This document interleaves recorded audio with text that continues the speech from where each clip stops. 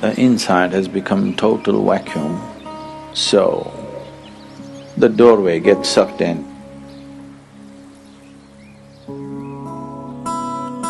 Another way of opening the third eye is you contain everything inside. The first way of doing is the best way of doing.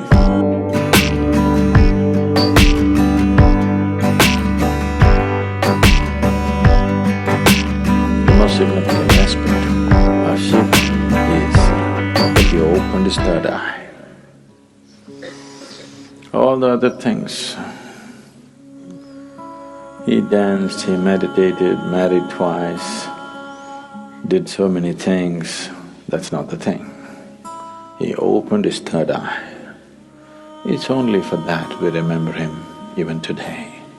For that, even today, after thousands of years, we still bow down to him. Because there is no substitute for knowing. There is no substitute for knowing means.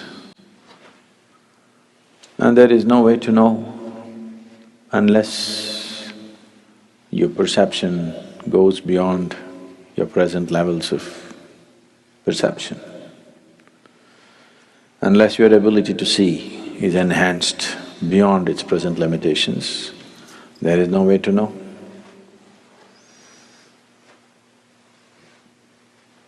To know is to be free. So,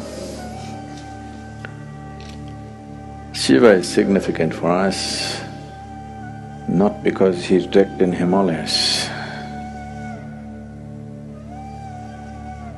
not because he played with snakes, not because of this or that, because he opened his third eye. He perceived what most human beings fail to perceive. What is unseen for a large segment of humanity became a normal part of his vision. That's what third eye means. So people say, when Shiva opened his third eye, it was a fiery process, fire came out of it. Why they're saying fire is because within himself, he burnt everything that he thought mattered to him. He became like a fire chamber, like a kiln, that within himself he burnt everything that can be burnt, and then from every pore of his body, instead of sweat and blood coming, ash came out. Why? Shiva is always depicted as ash smeared. He didn't go about smearing ash. Ash came out of his pores. This is to indicate that he has burnt it all. He has burnt every shred of ignorance, everything that one believes as true, he burnt. Because he burned everything and everything became ash, then this opening of the third eye could not be denied to him. When it opened, people saw fire because the inner chamber was burning. There are two ways of opening the eye. One way is the inside has become total vacuum, so the doorway gets sucked in and naturally has to open. The doorway becomes limp and falls inward because there is nothing. He simply burnt not only his thought, not only his emotion, not just his relationships and possessions, he's just burnt his very being.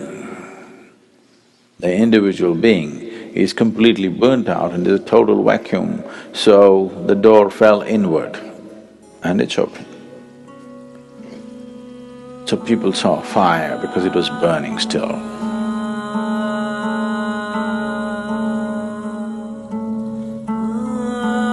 Another way of opening the third eye is you contain everything inside. Everything is contained. You did not find any expression for your thought, any expression for your emotion, any expression for anything. You could not even utter a word. See, if you remain silent for 4 days, on the 5th day, you feel like singing suddenly.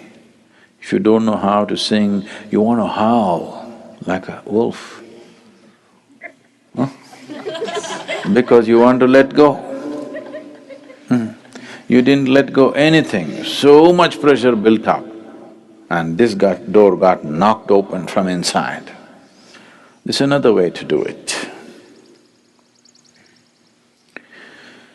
The first way of doing is the best way of doing, because if you open it by building pressure, it opens up today and again tomorrow it may just shut itself. Or before enough pressure builds up and this opens, something else freaks in you and you run away, yes?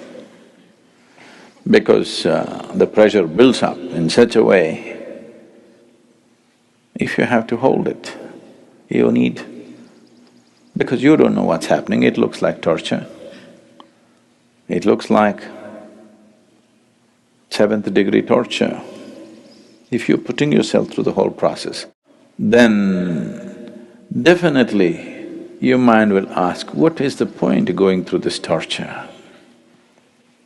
Because it's a lot of torture. Not letting a single thought find expression, not letting a single emotion find expression, not uttering a single word, not finding expression to a single opinion that arises in your mind, single idea that arises in your mind. Oh, it'll burst you somewhere. If you hold everything intact, this will open, otherwise something else will freak.